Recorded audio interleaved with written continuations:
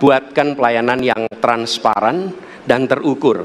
Pelayanan pemerintah itu tidak ada yang baru. Semua yang dilayani pemerintah itu hal yang berulang.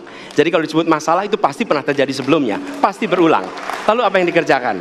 Kami buat ketika dulu di Jakarta namanya Jaki. Jaki adalah sebuah super apps yang membuat setiap pelayanan ada ukurannya. Contoh, bila lapor pohon tumbang, maka kami memberikan arahan kepada jajaran berapa jam harus beres. Ketika dikatakan ada laporan tentang peristiwa X, maka berapa waktunya harus beres. Semua ukuran pelayanan dibuat transparan. Lalu publik yang melapor tahu persis, saya lapor kapan, harus selesai kapan. Dengan begitu standarisasi akan bisa terjadi. Terima kasih.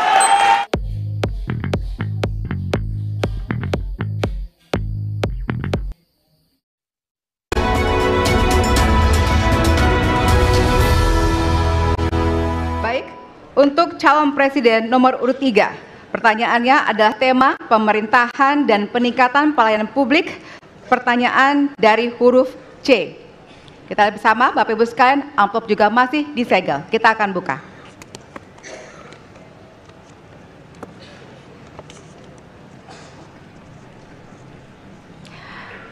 Indeks pelayanan publik di Indonesia stagnan.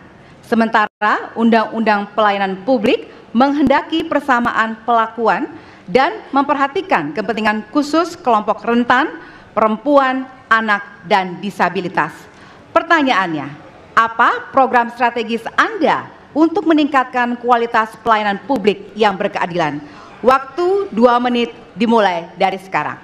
Kebetulan saya punya pengalaman 10 tahun menangani soal ini. Mengajak mereka berpartisipasi sejak awal.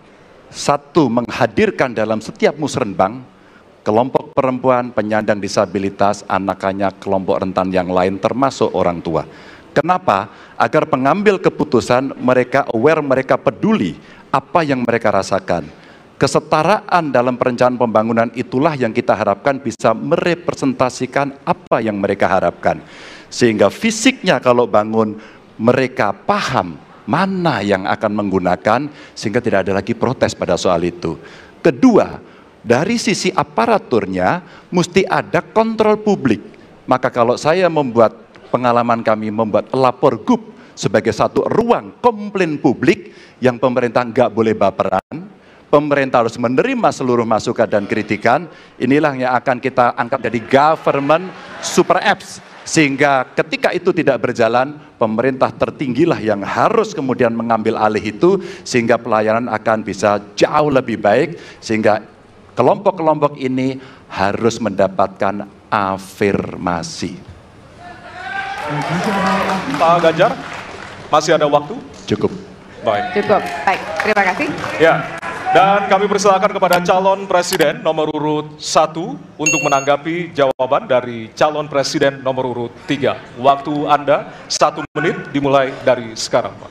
Prioritaskan pada pelayanan mereka yang rentan. 1, penyandang disabilitas. 2, perempuan, terutama ibu hamil. 3, anak-anak dan lansia. Itu prioritas. Kemudian pelayanannya. Buatkan pelayanan yang transparan dan terukur. Pelayanan pemerintah itu tidak ada yang baru. Semua yang dilayani pemerintah itu hal yang berulang.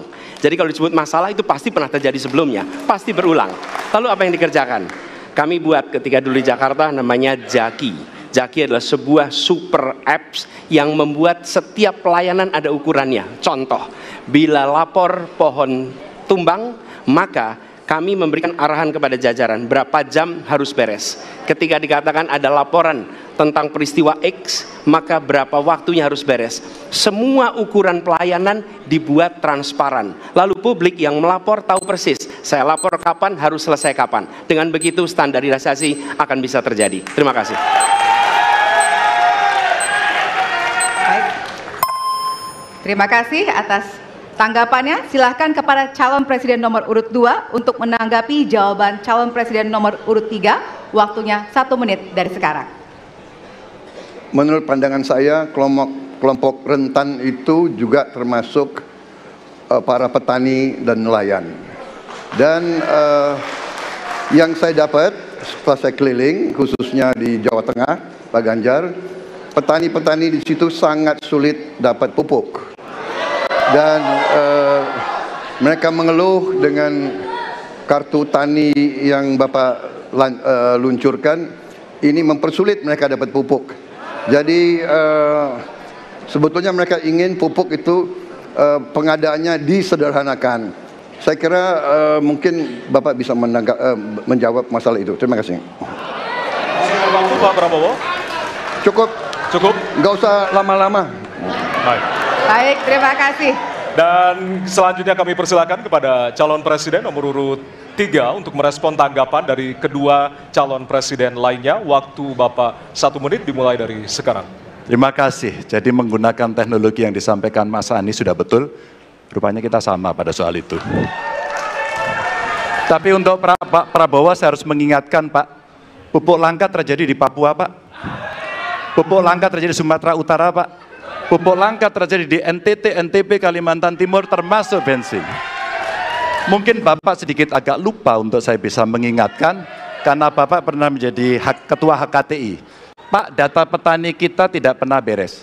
Maka kalau kemudian satu data petani itu bisa kita kelola, maka distribusi pupuknya harus bisa sampai dan tepat sasaran.